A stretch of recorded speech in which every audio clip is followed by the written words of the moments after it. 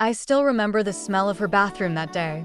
Lavender soap, bleach, the faint trace of her expensive perfume lingering in the air like a warning. I was 12 years old, standing in the doorway with my soiled underwear in my trembling hands, praying that this time would be different. That this time, she would see my fear instead of her disgust. She looked at me, looked at the blood, and with a voice dripping with contempt, she said 5 words that would echo in my mind for the next 2 decades. What is that? Poop. If you've ever known what it feels like to be unseen by the one person who's supposed to protect you, to be humiliated when you needed comfort most, then this story is for you. Hit that like button, subscribe, and get ready for one of the most emotionally powerful revenge stories you'll hear today. Because this isn't just a story about a first period. It's a story about a mother who turned her daughter's body into a battleground. And the daughter who finally, after 20 years, won the war. To understand what happened that day in the bathroom, you need to understand who my mother was. And who I was to her. I am the eldest daughter of a malignant narcissist. That's not a label I throw around lightly. It's a diagnosis that shaped every single day of my childhood, my adolescence, and well into my adult life. In families like mine, there are roles. My mother was the sun. Everything revolved around her moods, her needs, her rages, her affections. And we, her children, were assigned parts in her play. My youngest sister was the golden child. Perfect, precious, incapable of doing wrong. My mother looked at her and saw herself reflected back, and so she loved her the way narcissists love, conditionally, possessively, but visibly. My middle sister was also a scapegoat, like me. But somehow, I was the primary one. The emotional trash can. The one my mother dumped all her rage, her shame, her disappointments into. I learned early that my feelings didn't matter. My needs were inconveniences. My very existence was something to be tolerated, not celebrated. By the time I was 12, I had already internalized the message. I was wrong. Just wrong. In ways I couldn't fix, couldn't name, couldn't escape. And then my body betrayed me in the one way a 12-year-old girl fears most. I was in 7th grade. A Tuesday, I think. Ordinary in every way until I went to the bathroom between classes and found blood in my underwear. My first thought wasn't, I'm becoming a woman. My first thought was, I'm dying. My mother had never talked to me about periods. Never mentioned what would happen, what to expect, what it meant. In her world, bodies were shameful things to be hidden, not discussed. And my body, especially, was something to be controlled and criticized. So when I saw that blood, terror flooded through me. I didn't know what was happening. I didn't know if it was normal. I didn't know if I should tell someone or hide it. I chose to hide it. I walked around school that entire day with bloody, soiled underwear. Too scared to tell a teacher. Too ashamed to ask a friend. Too conditioned to believe that asking for help would only bring punishment. Every time I stood up, I felt the dampness. Every time someone looked at me, I wondered if they could tell. Every laugh from across the room felt like it was aimed at me. By the time the final bell rang, I had created an entire fantasy in my head. Maybe it would just stop. Maybe if I didn't acknowledge it, it wouldn't be real. Maybe my mother would be different this time. Music shifts, heavy, anticipatory. I walked home slowly, each step heavier than the last. The house was quiet when I entered. My mother was in her bathroom. I could hear water running. I went to my room first, took off my underwear, stared at the blood for a long time. Then I wrapped them in my hand, walked down the hall, and stood in her doorway. She was at her vanity, applying makeup. The mirror reflected her perfect face, her perfect hair, her perfect life.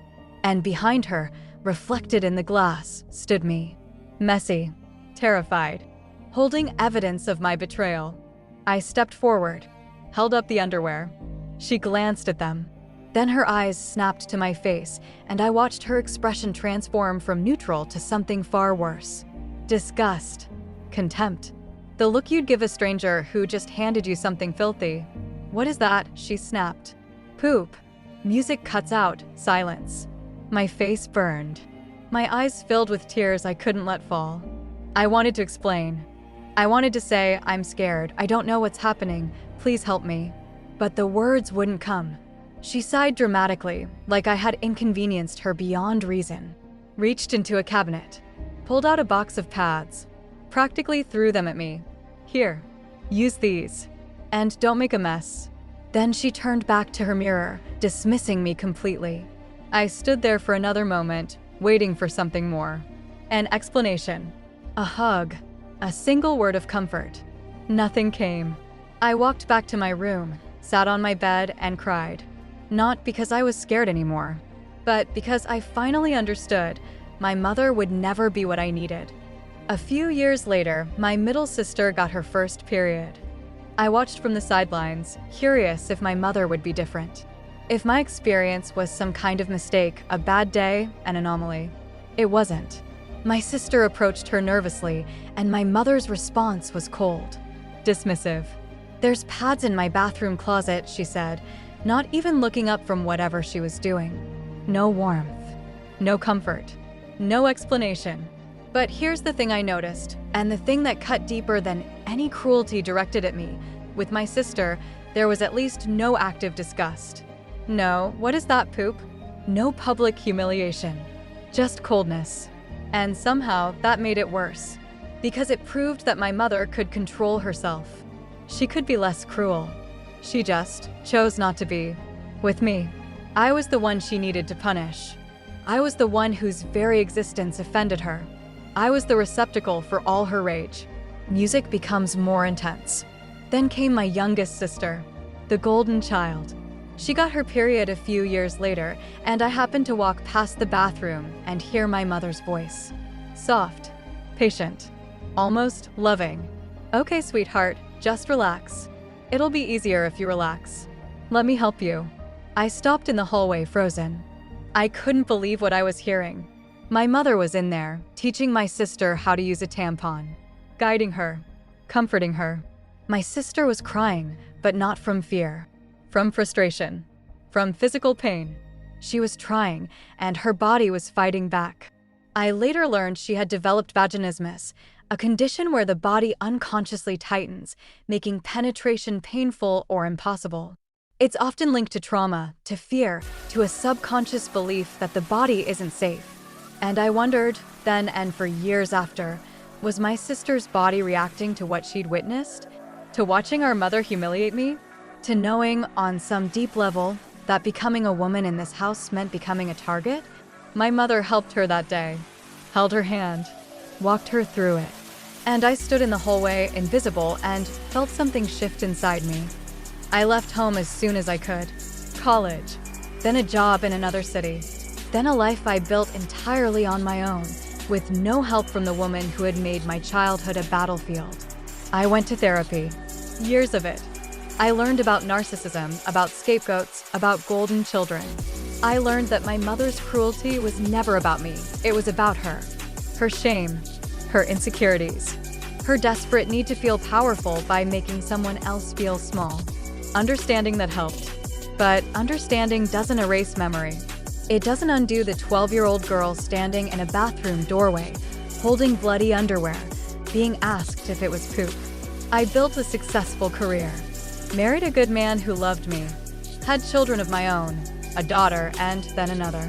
And when my eldest got her first period, I sat her down weeks before and explained everything. What would happen, what it meant, how normal it was, how proud I was of the young woman she was becoming. She came to me when it happened, nervous but not terrified. I hugged her, celebrated her, made her favorite dinner. And that night, after she went to sleep, I sat alone in the dark and cried for the girl I used to be. The girl who never got that moment. The girl whose mother made her feel dirty for simply existing. Music becomes more intense. 20 years passed. My mother aged. My father passed away. My sisters scattered across the country, building their own lives, carrying their own wounds. And then, one day, my phone rang. It was my youngest sister, the golden child. "Something's wrong with Mom," she said. "She's sick. Really sick. She needs someone to manage her care, her finances, everything. She asked for you." I was silent for a long moment. "She asked for me?" "Yes." She said, "You're the responsible one." The one who always handles things. I almost laughed. Responsible one. That's what they call the scapegoat when they need something. I didn't say yes right away. I didn't say no either. I thought about it for days. About the woman who had made my childhood a nightmare. About the bathroom doorway. About the word poop and the disgust in her eyes. I thought about my sisters, the middle one who was also wounded, the youngest whose body had literally closed up in fear. I thought about the legacy of cruelty that had passed through our family like a disease. And I thought about power, real power, the kind that comes not from cruelty, but from control. My mother needed help. Financial management, medical decisions, care coordination, all the things I had learned to do expertly in my career, running teams, managing complex projects, making high-stakes decisions. She needed me, and for the first time in my life, I had something she couldn't take, couldn't manipulate, couldn't control. I had the upper hand. Music builds. I called my sisters. We talked for hours. About everything. About our childhoods. About the different ways we'd been wounded. About the woman who had divided us and conquered us for decades. And then I made a proposal. Let's handle this together, I said. But on our terms. Not hurt. We agreed on a plan. Simple but powerful. We would manage the care, but we would do it collectively, with clear boundaries, with professional support, and with zero tolerance for manipulation. I would handle the finances, but they would be transparent. Here was my sister, managed through proper legal channels. My mother would have what she needed, but she would not have control. And if we tried to divide us, play us against each other like we've done our entire lives, we would walk away, together. I didn't say yes right away. I didn't say no either. I thought about it for days. About the woman who had made my childhood. About the bathroom doorway. About the word poop and the disgust in her eyes. I thought about my sister, the middle one who was also wounded, the youngest whose body had literally closed up in fear. I thought about the legacy of cruelty that had passed through our family. And I thought about power. Real power. The kind that comes not from cruelty, but from control. My mother needed help. Financial management. Medical decisions. Care coordination. All the things I had learned to do expertly in my career. Running teams.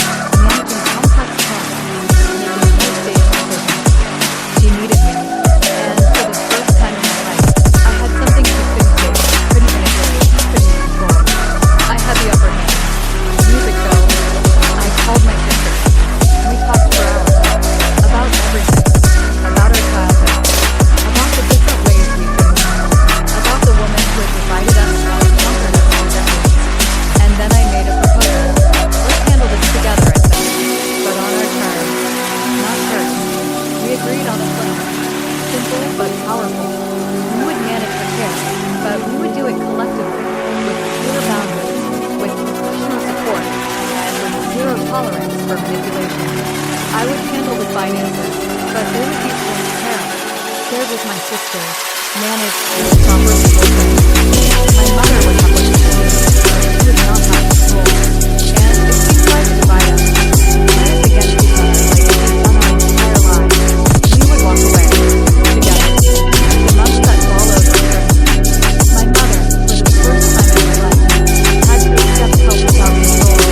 She had to be grateful without manipulation. She had to sit with the consequences of having to raise them, reflected back in our calm, united front. My sisters and I grew closer than we'd ever been.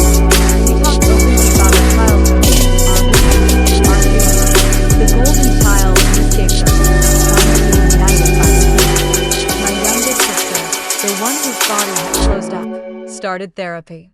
She's doing better now, learning that her body is hers, that she's safe, that the terror she internalized as a child doesn't have to define her adult life. My middle sister found her voice, started setting boundaries, started demanding to be seen. And me? I found peace. Not the loud, triumphant kind. Not the revenge fantasy kind. But the quiet, steady kind that comes from finally being the one in control of your own story. My mother never apologized. That's not who she is. But she doesn't need to apologize for me to heal. I've learned that. Music softens. Last week, I visited her at the care facility where she now lives. She was sitting by a window, watching birds. I sat beside her. For a while, we just sat there. No words, no demands, no manipulation. Then she spoke, so quietly I almost didn't hear. I don't remember saying that to you. In the bathroom. I looked at her. I know, but I'm sorry. If I did. I studied her face for a long moment, searching for the manipulation, the game. But her eyes looked tired, old, human. Thank you, I said. And I meant it. Not because her apology fixed anything, but because it proved something I'd always needed to know, that I was worth apologizing to. Here's what I've learned about revenge. It's not about making them suffer.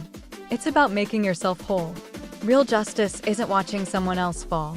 It's rising so far above them that their opinion of you no longer matters. My mother wounded me, but she doesn't get to define me. I define me, and I define me as someone who showed up, who handled responsibility with grace, who protected her sisters, and who finally, after 20 years, looked the woman who hurt her in the eye and said, "I'm not afraid of you anymore." That's the real victory. If this story touched something in you, smash that like button. Tell us in the comments, what's the most powerful lesson you've learned about healing from family wounds? Share this with someone who needs to hear that they're not alone. And subscribe for more stories about justice, healing, and the quiet power of finally being seen. Thanks for listening. And remember, you are not what they called you. You are what you become.